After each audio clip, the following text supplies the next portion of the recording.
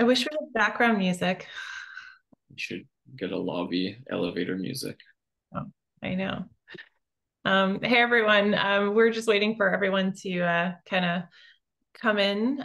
So we'll just give it a couple of minutes before we start. And Josh and I were just talking about how we wish we had some background music to kind of, Jam. yeah. How are you doing today? I'm doing well. Busy, busy as usual. How about yourself? I'm good. I'm good. Looking forward to kicking off this new round of webinars that we're going to be doing. Yeah, absolutely. Got a good crowd. Yeah, and just so you guys know, I have my giant T here with me. If you can see how big it is, just based on like the size of my head. I've got water. Bigger the better. So yeah, so for those of you who are here, if you guys want to go grab a drink, we'll probably give it about another minute or two before we get going. Get comfortable. Today we're going to be talking about, how to set up your reply accounts. We're going to be talking about some really important settings that you need to know about, but walking you through setting up your sequences. And there's some really cool new features that we've rolled out. Some of them are bigger features, some of them are just smaller features, but all in all, just really meant to optimize your outreach. So yeah, looking forward to getting started. Absolutely. Alrighty. Yeah, if you guys have any questions as we're going through, feel free to throw them into our chat down below. We'll get to them as we're kind of walking through everything, if it's relevant, or we'll save it to the end just to make a little bit of extra time. Yeah, so we have the chat option as well as the Q&A option as well. So we will get through all of your questions, hopefully before this hour is up. So I think we're good to kick it off. Absolutely. Okay, awesome. So like I said, today we're going to be walking you through how to set up and optimize your reply accounts. So for those of you who are with us right now, who have been with us for a while, maybe some of this will be familiar and you'll see those new features that I just mentioned. And for those of you who are new, like I said, we really just want to help you optimize your accounts so you can start your outreach, get going, and really see those results start to come in. So I'm going to kick it off today. So I am going to quickly just walk through some settings in your account, and then Josh is going to take over and really just walk you through those sequences. So I'm going to go ahead and share my screen. All right, let me get rid of that Zoom window. Okay, so I'm going to go through some of your email account settings right now. So you can find your account settings by your login. If you just go to settings, I'm in email accounts right now. So one thing to note, with your reply subscription, depending on what plan you have, you can either have access to one sending address or two, like I said, depending on the plan that you have. If you are setting up your email account for the first time for sending purposes, all you need to do is click on new email account right here. You can click on Gmail, Outlook, or Exchange as a single click option. If you're using anything other than Gmail or Outlook, you can always use the other provider option. This will prompt you to add your IMAP and SMTP settings, whereas the single click options will just, you'll get a list of options of email accounts you want to connect, and you click on it, and it's automatically going to connect with your password. So one moment, Stephanie. We did mention that chat was open. Sorry, it's the Q&A section that's open for any questions there. So I apologize for the wrong wordage, but yeah, sorry, Stephanie, continue. Okay, perfect. Thanks. So I'm just going to hop into my account settings right here. All right, so what you're going to see, the first thing you're going to see is your email account health. So these are your domain settings with your email client. For most of you, automatically these will probably all go green. If you see red under DKIM or DMARC, for example, it just means that you need to go into your domain settings and make a couple of edits. If you have someone on your IT team or a Gmail or Microsoft admin, they should know how to do it. It probably takes a couple of minutes. If not, reach out to us or our support team. We can loop you in with our deliverability specialists who can really help your team make sure you get those set up.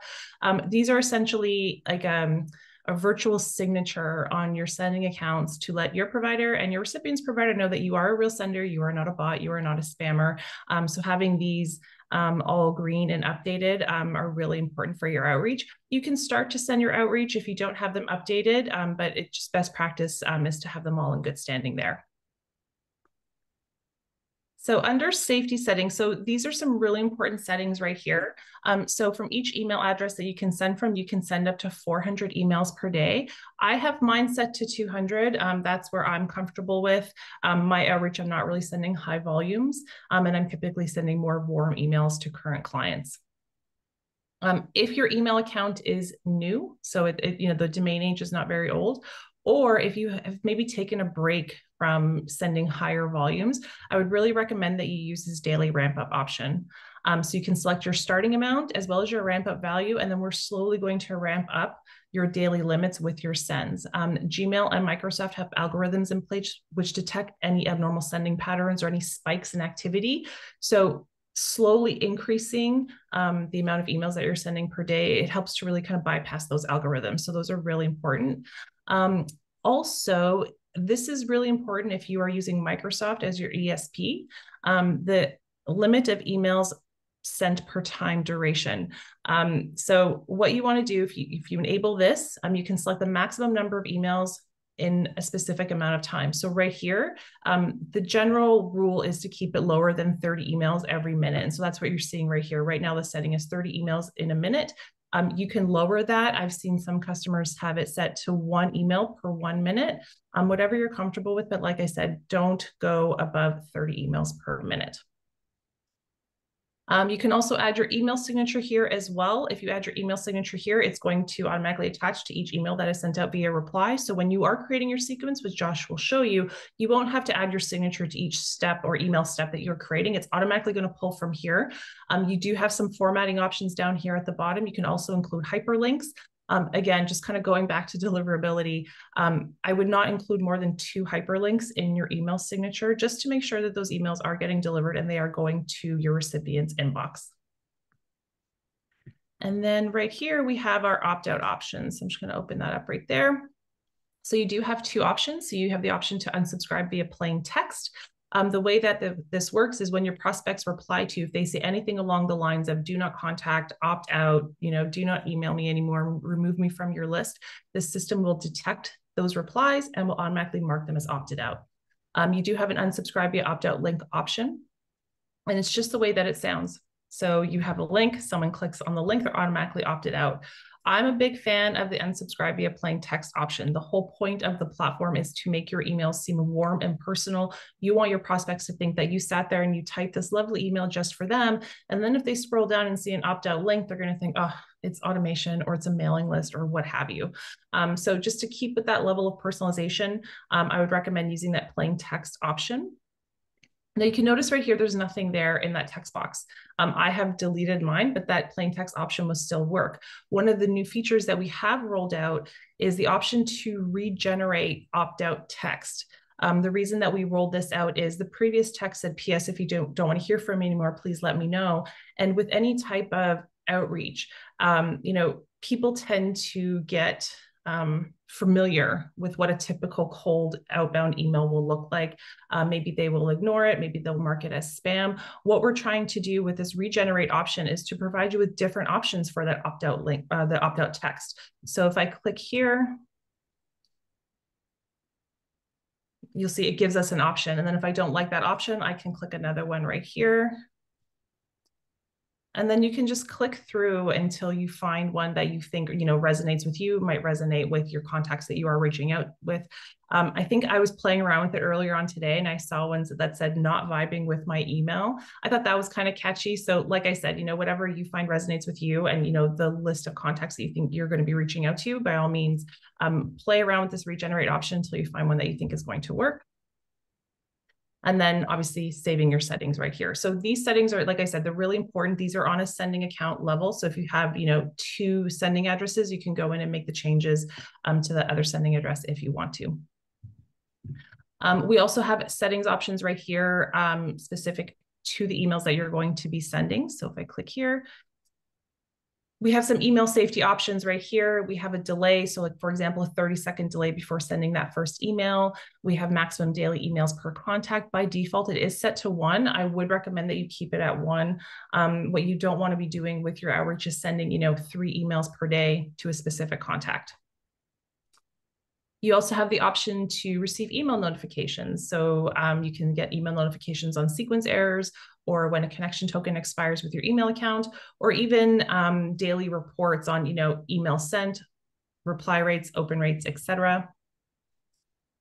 And then we have some BCC options right here. So as you can see in my account, I've added our HubSpot BCC option for sending and receiving emails, but you can also utilize this for maybe other members on your team. And then for incoming replies, you also have the option to not forward out of office auto replies and bounced emails if you don't want maybe your colleague's email getting inundated with those types of emails. And then we have some out of office options right here.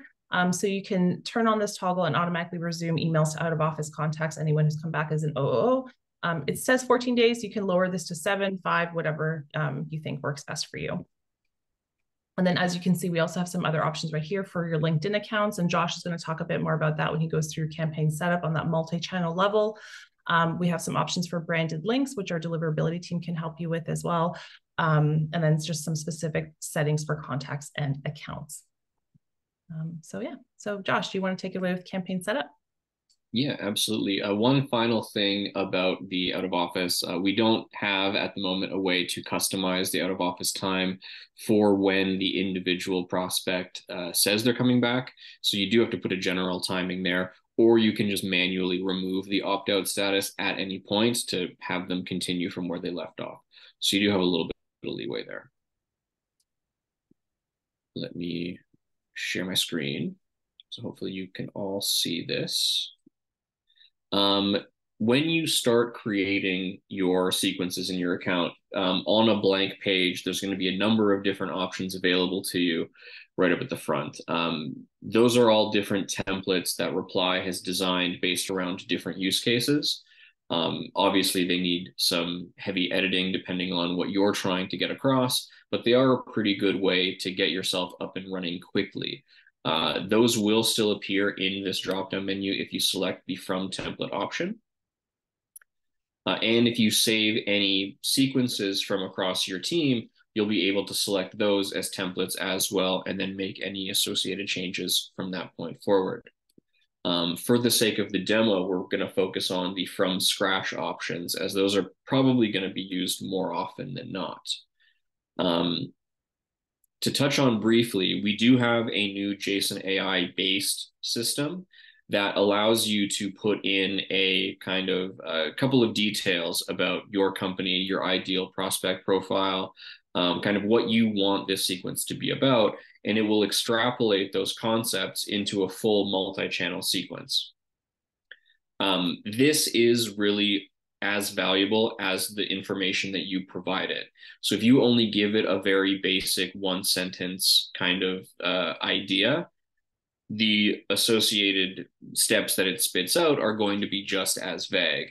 So you really do want to put some effort into this. Try your best to create your own sequence, and it will just update and take the information that you've already established and really kind of mold that using the best practices of cold emails today. But again, just do keep in mind that it is only as useful as the information that you put in. So let's go back to the main sequences and go from scratch. Both options will walk you through a step-by-step guide to all of the elements that should be included in a sequence. And both options do autosave. So as soon as you create at least one step, you can exit out of the platform, you can go to a different tab, whatever you'd like. That sequence will still be saved for you. You can return to it, update any settings, update any content as often as you'd like. You're never set in stone with Reply. The editor itself should be pretty straightforward. We have all of the usual bells and whistles that you'd come to expect, very similar to the signature section that Stephanie covered. We do also have a Vidyard integration as well as a calendar system. So through Vidyard, you can directly embed your recorded videos into the email. If you don't have a Vidyard account, you can get around things by adding an image for a thumbnail and then hyperlinking the image. But some people like to just have the actual video play in the email itself, and this gives you that option. The calendar system is exclusive to Reply. And if you are using a third party like Calendly, we don't integrate with those at the moment, but using the Google Calendar integration will allow you to get analytics directly through your sequences that you wouldn't necessarily get with any of those other third party systems. So just having it all in one location is nice and convenient. As you start typing out your content, let's just grab one here. You'll see a couple of things. This progress bar will begin to populate and a preview appears on the right-hand side. So this preview is going to give you an idea of what the message will look like in the context of an inbox after all of the variables have been filled in. As you can see here, a lot of the variables are still blank and they're showing the default text. In reply, if a contact does not have the information required to fill in a variable, we will leave the text as is, but we will mark those contacts as missing data.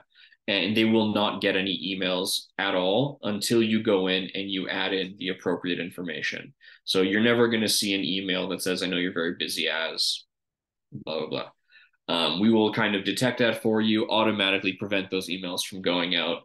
The only time you have to worry about the emails being kind of miscopied here is if you manually try to type in a variable and you use the wrong brackets. So anytime you're using the variable system, you do want to make sure these are the brackets you're using, not generic ones. Those no longer qualify as variables and will go out as typed. You'll also see this progress bar. This is a direct comparison to our top performing sequences on the platform. This isn't a guarantee one way or another that you will or will not receive a response, just how closely in line your emails are matching up with other power users. And we do have these in the order of importance. So regardless of your use case, things like subject length, word count, and question count are going to be pretty ubiquitous. So those are the areas that I would pay the most attention to. Whereas things like reading level, positivity, and spam word count, those are far more supplemental in what they offer and are usually not going to be the reason one way or another that someone does or does not engage with you. They can also be quite tricky to nail 100% of the time. So what I would recommend is use yourself as the litmus test. If you would respond to the email that you've written, you're probably on the right track. Artificially inflating the words that you're using to just sound more intellectual can backfire. Same thing with positivity, just arbitrarily throwing in words that sound nice, like love, happy, smile. Like while that will increase your positivity rating, that's not going to directly impact how likely someone is to engage with you. So if you are having trouble nailing these 100% of the time, don't worry about it. Your subject length, your word count, and question count should be enough to kind of get you there. Granted, the content is what people are expecting. Spam words in particular, I like to mention because this is a little bit of a misnomer. These are not words that will get you into spam. These are just words that are so commonly used in the cold email space that we flagged them for you in order to give you the opportunity to change up that verbiage. Make yourself stand out a little bit more. There is absolutely nothing wrong with using the word call. It's the most ubiquitous call to action out there. So you will not get into any spam trouble. Again, just letting you know to maybe change it out to sound a little bit more unique. Yeah, like typically if you find that gauge is yellow or even red, then go back, take a look at those words that are listed as spam words and change out some of them. Yeah. But yeah, there's a number of very common ones. So if you are struggling to kind of change up the words, you can leave it as it is. Your deliverability will still be fine, but given the opportunity, you should take that chance. We do have a full variable suite as well. So if you're not using one of the templates, you can manually input some of these. These are all mapped by you during the import process. So whether that's through a CSV file or through some sort of integration with something like Salesforce, HubSpot, Pipedrive, we'll automatically pull that information in. You can also bring in custom fields. So all of these down here are examples of custom fields that we use internally. These can also be used as filtering options. So anything that you think is going to be relevant to add into your text or to filter for segment purposes, organization on the people page, all relevant and should be added in.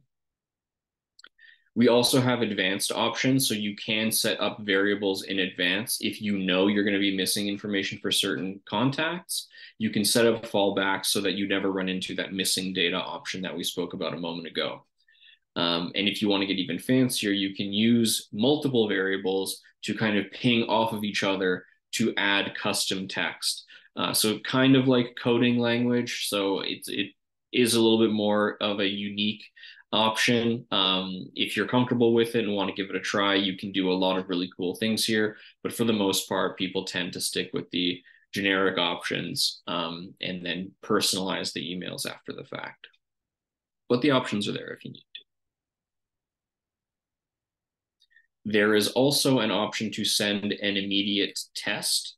So if you do want to see what this will look like as the actual email provider, you can send that to yourself or a colleague, and then they can run over it and make some adjustments from there.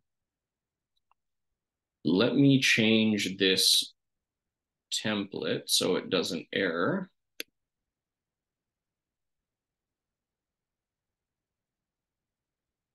And I believe competitor is still non-existent, so we will just remove that. And there we go.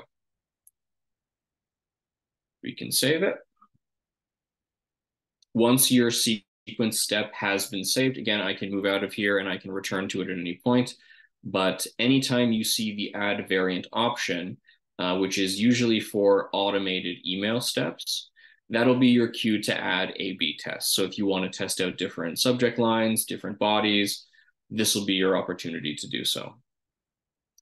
You will get full reporting based on the different A/B tests. So you'll be able to see how one version is performing versus the other. And if you feel like one is clearly underperforming, you can pause the version that you don't like, and everyone remaining on that step will be funneled through the active options instead. So I can just hit pause here. It'll get slightly grayed out, and then everybody remaining will just go through version A. For your follow-up steps, emails specifically, you're going to want to keep your subject line completely blank if you want these emails to thread together. If you add any subject line at all, even if it's the exact same thing as a previous step, it will send out as an independent email that has nothing to do with the first step. There are pros and cons to both approaches, but in general, if you're reaching out completely cold, having the emails threaded together just looks nicer. It's less invasive. And personally, I'd rather get a single thread that I can return to if I was getting email from a stranger rather than 5 separate one-offs. It's just cluttering my inbox. It annoys me, and I'm more likely to block it that way. And I'm sure a lot of people share that kind of sentiment. And just I also think that it makes it easier for the person who is writing the content of the emails. And, you know, we're going to do a whole content session, dedicate a whole hour to that, but just really quickly, it allows you to build out a sequence for each step that you are creating. You're building upon information that you probably put in a previous step. So you don't have to repeat anything. So like I said, it allows you to kind of build a story, so to speak.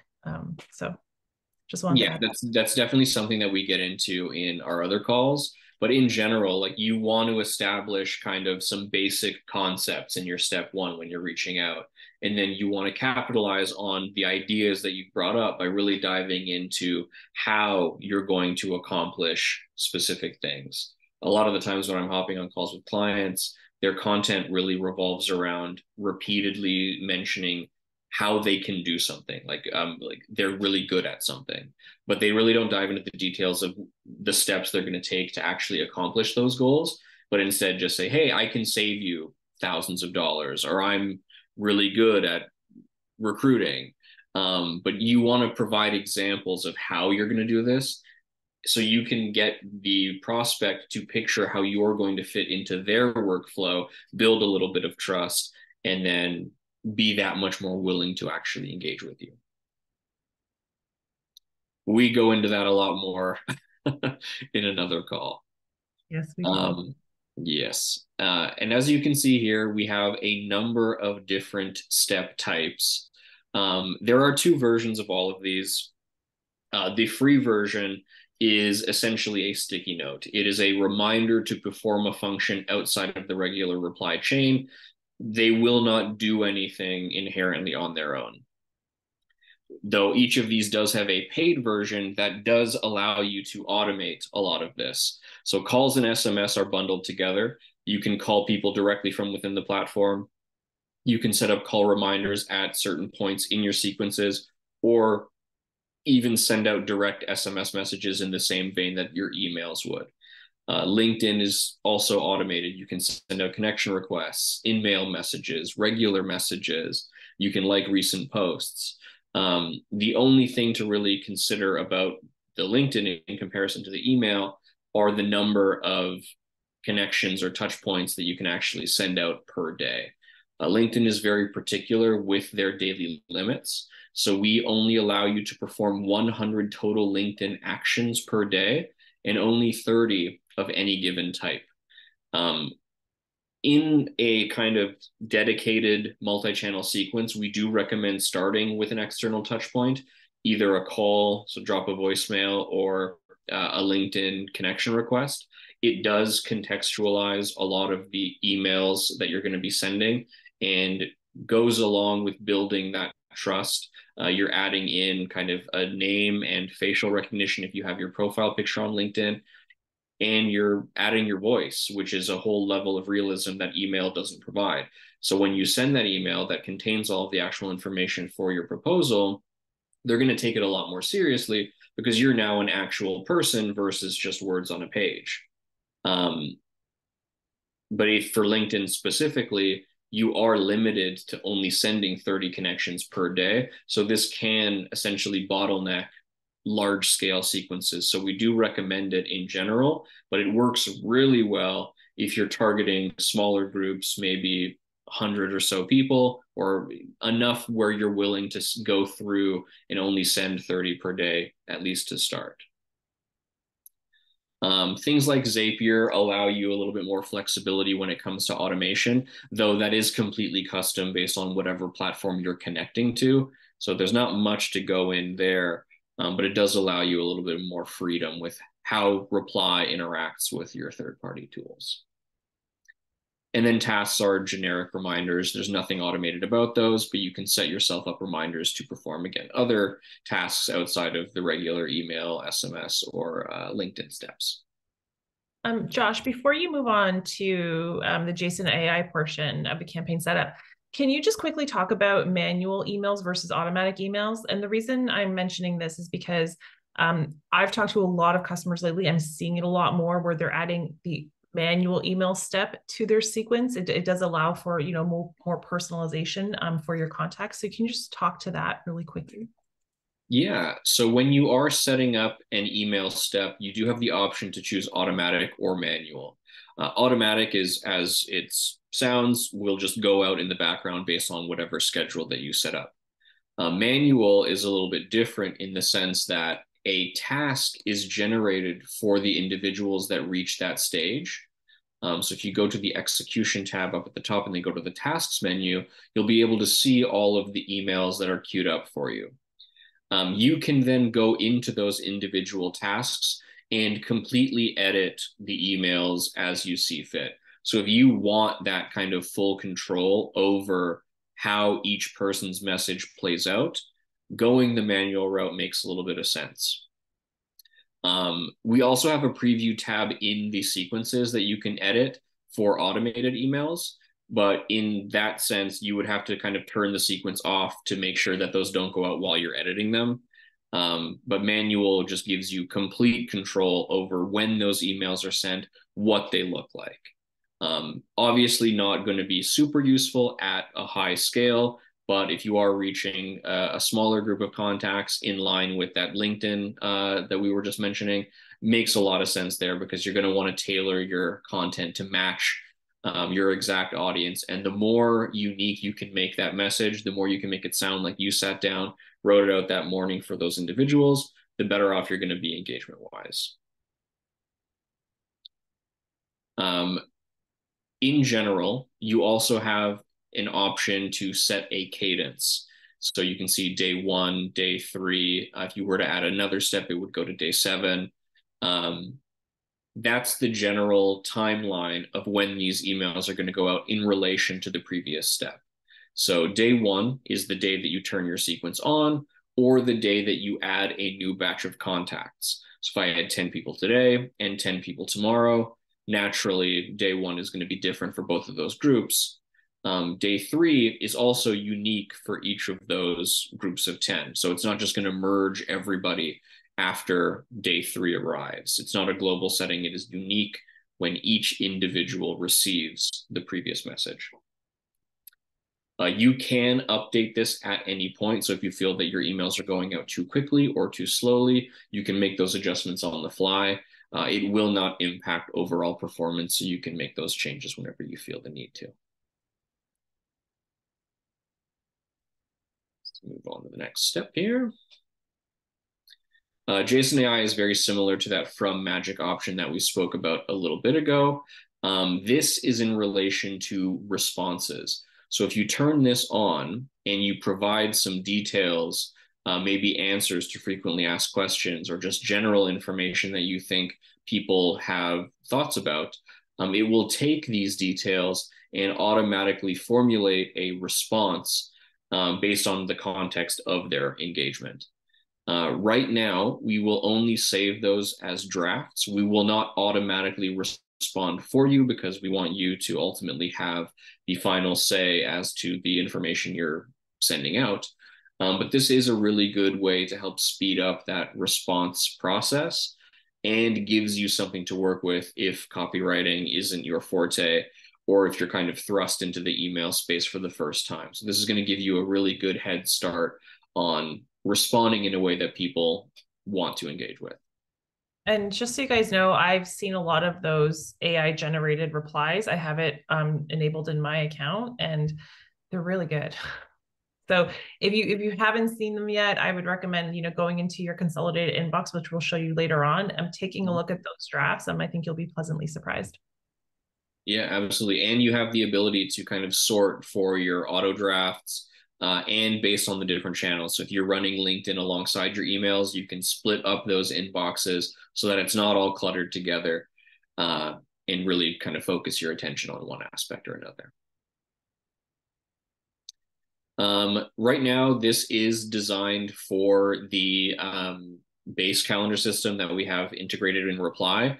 If you use an other calendar service, you would have to provide the link in the space that it provides. And then it'll just automatically add that link if somebody asks to hop on a call and things like that. For the adding of the contacts, there are 2 primary ways, well, 3 actually, to add the contacts to your account. The first way that it's going to prompt you with is our new data feature. So this is going to allow you to run through our database and find your ideal customer profile. So you can look for specific company names, different locations, industries, how much money that company is making revenue-wise, or a combination of all of these. And then it will give you a list of contacts that meet the various criteria, and you can directly import them into the sequence. So if I just randomly type in United States, and then we'll just run a search, it'll give me all of the contacts in our database that have the United States as their location. And the information that each contact record provides can differ. Some will come with phone numbers, some won't. And we do have an automatic filter based on the valid status. So all of these contacts have gone through our validation system pretty recently and did not bounce. So these are pretty good. You can be pretty confident that these will get you some progress as far as engagement goes when your sequence is hit. All you need to do is hit add contact, or you can select multiple. And then adding contact will pull from your pool of credits. I believe by default, every account should have 1,000 for free, and that does reset on a monthly basis with your billing cycle. But you can opt into larger pools of credits. So if you do feel like this is really useful for you, if you want to generate more and more leads, you can just opt into more monthly credit cycles and take it from there. The other options are usually through a CSV file import or through a direct integration, as we alluded to before. For the CSV file, I'll show you guys that quickly. We love it when things take a little bit of time to load.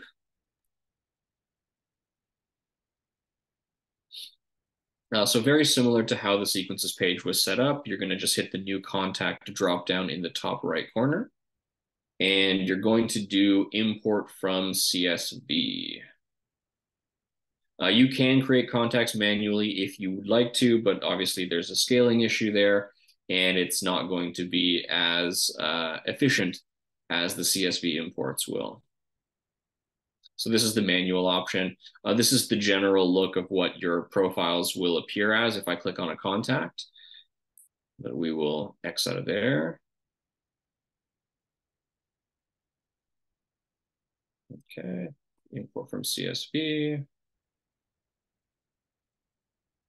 So all you need to do is just grab the file from your desktop, place it into the window here, and then it will start to automatically map the columns that you have in that CSV file with default fields that we have in reply. The only pieces of information that are required by default are first names and email addresses. If you are missing either of those, it cannot save as a record in reply, so it will become an error or get skipped. Everything else on here, so sub ID, handoff, OB, those are examples of custom fields that we use internally. You can create these custom fields directly from within the import page. Once you've created it once, it will be available for you in the drop-down menu, and you can use that in perpetuity moving forward. This is also going to be relevant for teams. So if somebody on your team has created a custom field, they will also have access to that during the import process. Once you're satisfied with what that looks like, just hit continue. And then you'll get a breakdown of how many contacts are on that file. You can add them directly into a list. These are not directly tied to sequences. They are purely for organizational purposes. So you can also create a brand new list during this page as well. Or you can opt to not add them to a list and choose to either update missing fields or skip matched records entirely.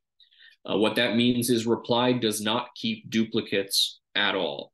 And that is based off of the email address of those records. So technically, everybody could have the exact same name, but as long as the email addresses are unique, they would constitute different records in Reply. You can choose to update them, so it'll just keep looking for existing versions and then updating the information there, or you can skip, which just does make the import process slightly faster. Typically, I always have update missing fields just to make sure that I have the most relevant information at all times. Then we can hit import, and it'll give me a breakdown of how that CSV performed. It'll show me a green section, a blue section, a gray section, and a red section. The green numbers mean they are net new. They did not exist in your account before that import, and they are brand new records. Blue means it is updated. We found an existing match, and we've updated that record instead. Gray means skipped. We found multiple emails or multiple contact records with the same email in that file, so we've skipped any duplicates. And import error means that somebody on that list was either missing vital information, so first names or emails, or it was formatted incorrectly and we just couldn't save the record at all.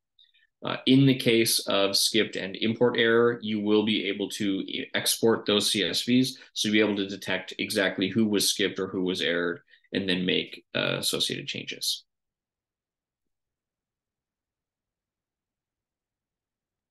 All righty. From there, we skipped around slightly, but I will hop back into the sequences page. Just a couple more points before we can shift it back over to Stephanie. And yeah, just for time, we have about 20 minutes left. Yes, I do talk a lot. It's a vice of mine. So as you can see here, I've now clicked into my existing sequence. I can go back into any of the steps and I can adjust these for content, subject lines, whatever I need to. The important parts that I wanted to get to were the people page and the preview section. So once you actually have contacts in the sequences and you can move them around, let me show you. So when you select a contact, a number of new buttons will appear at the top of the screen here. So I can move people between sequences. There is a hard rule that a contact can only exist in one sequence at a time per login. So this move to sequence will literally take them out of sequence A and place them into sequence B. You also have the option to place people into the middle of sequences. So if for whatever reason I wanted to start somebody in the middle of a campaign, I can push them to step 3. I would ignore step delay, so it'll ignore any timeline between steps 1 to step 3, so it'll start processing immediately, and then it will abide by whatever schedule I have set for steps 4, 5, and 6. You can also move them around to lists, again, for organizational purposes. I can manually remove or add different statuses. 99% of the time, the system will take care of all of the status changes for you. But if you do find that you want to recategorize something, the option's there. And I can choose which email address I'm using to send for that particular contact. This is only relevant if you have multiple sender email addresses assigned to your account, but can be useful if you do have, like if you know the person and you want to send them from a specific sender address, as opposed to just throwing them in and having the system automatically assign them. You can also click into the contact to bring up their profile. Those same icons will appear at the top of the window here. But more importantly, if you click that little arrow to the left, it will open up their history. So from the moment that they were added to your account to any action item that they experience. This includes any opens, any clicks, anytime people respond to your messages. All of that information will be housed here historically, and you can even add more personalized notes.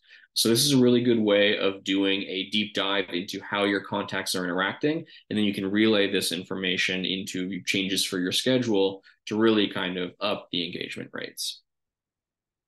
You can also look at any historical sequences. So if you've deleted sequences in the past, you'll still be able to see what they were, how they performed in older sequences, as well as any old threads and the associated stats with those. So view count, clicks, things like that.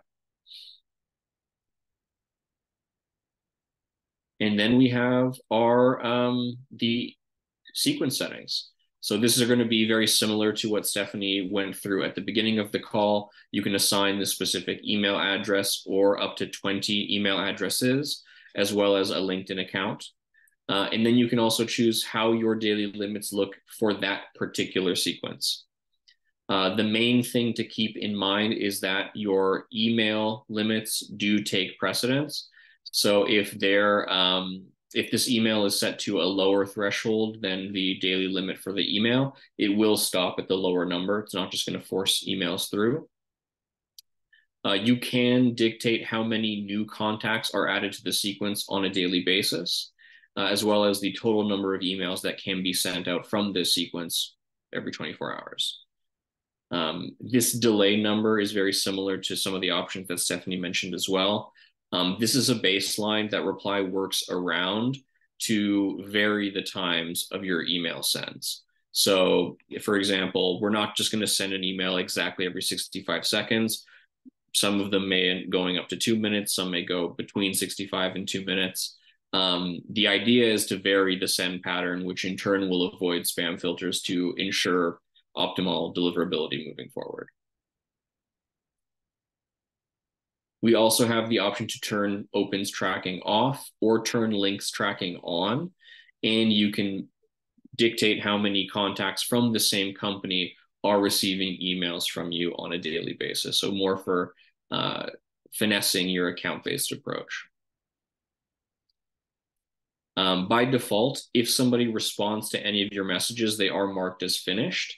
If you're using reply for a marketing style sequence, you can choose to continue processing steps regardless of that response, though opt-outs are still abided by. Same option is for meetings booked.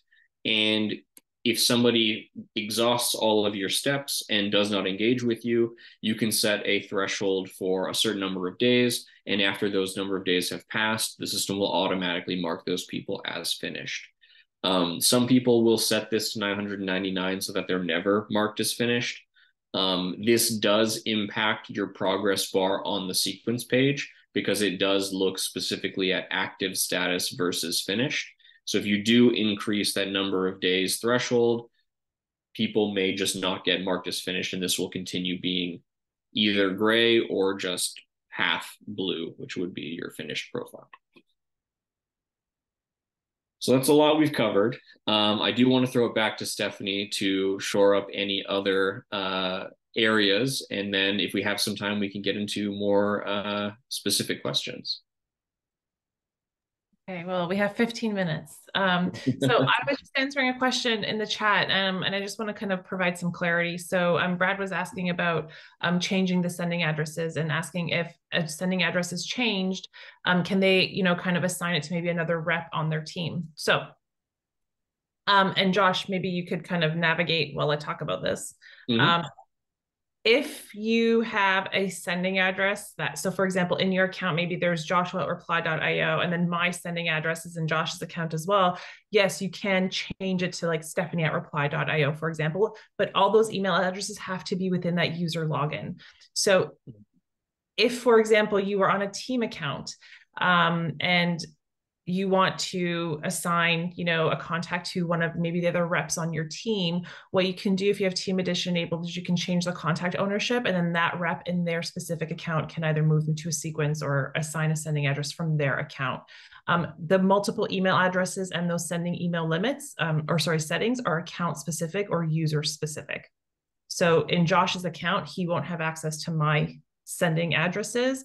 He will only have access to his own. So I just wanted to clarify that because I typed out the answer, but I just wanted to provide some clarification there. Yeah, and this actually is a nice segue into the triggers. There is a trigger to move people between ownership. This account only has me on it, so I can't physically show you what that would look like. But essentially, and triggers in general are automations between your sequences and other team members. So this is a really good way to just capitalize off of specific types of engagement and save yourself some time. One of the most popular options is going to be the open sequence email. So you choose a general trigger point, and then you can apply a condition if you want to. So what I personally will use is number of views more than, and I usually go for 3+. Then I can move them to a dedicated follow-up sequence. And in the vein of what Stephanie was talking about, you can assign ownership from you to another user. And if they have a sequence already set up, you can actually also move them to another sequence that your partner owns so that it looks a lot more collaborative, and you're just really playing into the humanity of the conversation. So people pass off conversations all the time. You're talking about different departments. This allows you to automatically kind of emulate that natural occurrence. Okay, so we do have a question, and I just want to answer it really quickly before I talk about reporting. I noticed a lag between when a reply will show up in my Gmail account and when it shows up in my reply inbox. What is the norm here? The way that the platform works is if you have a sending schedule, maybe 9 to 5, Monday through Friday, at about 9-10 emails will start sending after a few minutes of them being queued up. They will send for about an hour, and then after that hour, that's when replies connecting to your Gmail or Microsoft accounts, your respective email providers, and the platform is detecting any replies, any opens. We are updating reporting. We are updating it in your inbox, as you can see right here. And if anyone has replied, we are marking them as finished. So it does work in phases. So you will notice a small lag between when it's in your Gmail inbox and when it's in your reply account. What we recommend is that when you see a reply in your email inbox, Gmail, Microsoft, whatever it might be, keep it in that main inbox for at least 2 hours. You can reply from your inbox if you want with your email provider. Just don't delete those emails and don't move them to a subfolder, just to make sure that when that detection phase kicks in and reply connects to your email account, we can connect those replies. And like I said, update that reporting and, just update the stage that contact is within your reply account. Yeah, so naturally it's always going to show up in Gmail or Outlook first. So you can choose which platform you want to primarily engage with. Usually, if you're working just as a siloed account, working out of your Gmail or Outlook is perfectly fine because it allows you to just respond immediately if you don't want to use that wait time. But for teams, and you're using multiple different sender addresses, using the reply UI is going to be way better because you don't have to have multiple tabs open. You don't have to kind of keep tabs or check in on each of those inboxes independently. You can just wait for the system to catch up and then kind of respond directly from the appropriate inbox directly in your account. This is also where your AI drafts would be housed. I don't have that functionality enabled for my particular sequences, but they would be housed right under this guy. I have to try it. It's really good. Yeah, I know. It would probably save me time. Yeah, just the quality of the responses are really good. So just, yeah. Absolutely. Yeah. Yeah. I know we were going to quickly talk about reporting, but Josh, now that you're in the inbox, did you just quickly want to kind of go through the consolidated inbox really quickly now that you're here and just kind of highlight here? Yeah, absolutely. So you can click into any of the threads. This will give you an exact replica of what those look like in your actual inbox. I think more importantly are the categories here. So based on the context of the responses from your recipients, we'll automatically place them into different buckets here. Again, just to help you kind of keep organized and keep track of where all these conversations are and where your priorities should go.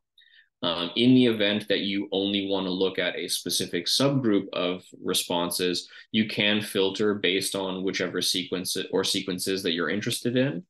You can also filter by the sender addresses that are being used, as well as when those responses came in and the context of those. In this report will look slightly different if you are in an admin account and you have multiple users. There will be another option here where you can filter by the actual reply login. So as an admin, you can kind of have oversight across your entire team, make sure that emails are being responded to in an appropriate manner, and just making sure that everything is kind of working as smoothly as possible. You can also break down the different channel that you're using. So emails or LinkedIn, by default, it's just going to default to all channels. And then this big blue button here just denotes all of your unread emails. This does not qualify if you've read them in your actual email account. This is purely unread in reply. So I do not actually have hundreds of unread threads going on. Only 15 that you can see there. And you can also reply to these messages in your inbox directly from your reply inbox as well. So all that functionality is there for you. Yes, indeed. Do you want me to hop over to reports? Yeah, that'd be great. So as you can see right here, so I guess, Josh, you can just continue with the screen share since you're already there. We do have different reporting options. We have reporting based on emails, LinkedIn, so all the different channels that we do offer. We also have a channel efficiency report, and that's really going to highlight, what channels, for example, are working or having the most engagement amongst your team. So you can see, by type of channel, you can see how much, like what those replies look like, meetings booked by that channel. So that's a nice new feature that we rolled out a few months ago. And then if you go to the drop down, like I said, there's LinkedIn reporting as well. I'm going to focus on email reporting. So Josh, if you want to hop in there. And so this reporting tab, so you probably noticed when Josh was going through that sequence setup, there's a sequence stats page. So that's going to be reporting that looks very similar to this, just specific to that sequence. Say that 5 times fast. I'm not going to try it on the call. But this reporting right here, so this is going to be across your account. So this is going to be more cumulative reporting across all of your sequences. It is defaulted to last week, as you can see in the top right-hand corner with that date range, but you can change the date. You can go last month, last week. You can even do a custom date range as well. I like to look at all time. I just like to see how that campaign is performing since we turned it on. But you can see your delivery rate, your open rate, reply rate, opt-outs, bounce rate, and just quickly try to keep that bounce rate below 8%. The nice thing is that you can also create or use other filters. So Josh, if you want to click on that filter right there, there we go. These are all your filtering options too. So if you just want to say, hey, you know what, I want to see reporting specific to this industry, or I want to see reporting specific to contacts that are located in this city or specific country, we can pull that reporting for you. So then you can segment, you can narrow it down. But yeah, there's a whole host of options right here. You can even segment it based on a specific step in a sequence, sending email address, user login, email template. So there's a whole host of options here for those filtering rules, like I said, just to really segment and, drill down in your reporting there. Josh, if you want to get out of here, and then, yeah, if you just want to scroll down, and then here you can see, just overall reporting based on the sequences, and you can also select, templates or even team members if you are on a team account, as well as email accounts there. And these reports are all exportable. You'll see in the top left-hand corner, you can export these reports as a CSV, but again, you can see your opens, your replies, your click rate if you have link tracking turned on, opt-outs. So all that information is there for you. And it can all be exported to a CSV. So if you want to kind of analyze the data outside of reply, you can do that at any time as well. Yeah. Okay, so we have 4 minutes left. I was going to get to a couple of questions that are here. Josh, is there anything that you wanted to add in the next couple of minutes before we get to these questions? No, I think we've hit pretty much everything to get everyone started. The biggest thing is you don't know what you don't know. So as you guys play around with the tool, feel free to email Stephanie or myself, or use the direct chat in your accounts, and we'll be more than happy to assist where we can. Okay, perfect. So I think there's just 2 questions here. Andrew is asking about the replay link for today's session. So I will talk to our marketing team to see if they're going to be sending it out to everyone who attended today, but I do know for sure that it will be posted to Reply's YouTube channel. So you can just go to YouTube, search reply.io. There's a whole playlist there of all of these sessions that Josh and I have been doing, so you could definitely find it there. And then how do you save a draft email from within the inbox and from the people drop down? So Josh, did you want to hop into the inbox? So one thing to note, if you're referring to the AI generated replies, those drafts, they're automatically saved. So I know Josh doesn't have any in his account, but they will be automatically saved. And then you can review them, you can make some edits if you want, and then you can just hit send whenever you want to send that reply. Yeah, and then the other drafts, like if you're just responding to somebody naturally, you can just queue up your response and then just not send it out, and that'll be a draft that it will be saved for you. So it works very similarly to how the sequences are set up. So if you actually write content and then leave, that content is still there for you, but it's just not going to send out. So it works the same way that it would in your actual inbox. Okay, I think that's it for the questions. So I feel like we covered a lot today, but hopefully it's enough to, get you guys, get your accounts up and running and really start that outreach. And, those new features that we kind of mentioned, those should help you along the way as well. If you have any questions, our support team is available to you via live chat, just in the bottom right-hand corner of your screen. That chat icon will get you to our support team. The response time, I believe it says it might be under 10 minutes, but usually they're 1 to 2 minutes. They're pretty fast and they're pretty good. And you are talking to real people. They're not bots. So they're always happy to help. You can reach out to Josh or myself as well if you do have any questions. And like I said, this recording will be on reply.io's YouTube channel probably within the next couple of hours. I believe the next session that we're doing is going to be on content best practices. So we're going to be talking all things content, how to really build out those effective campaigns, just to get the most engagement from the people that you're reaching out to. So again, thank you guys so much for coming. We did cover quite a bit. But yeah, if you need anything, we're always here and happy to help.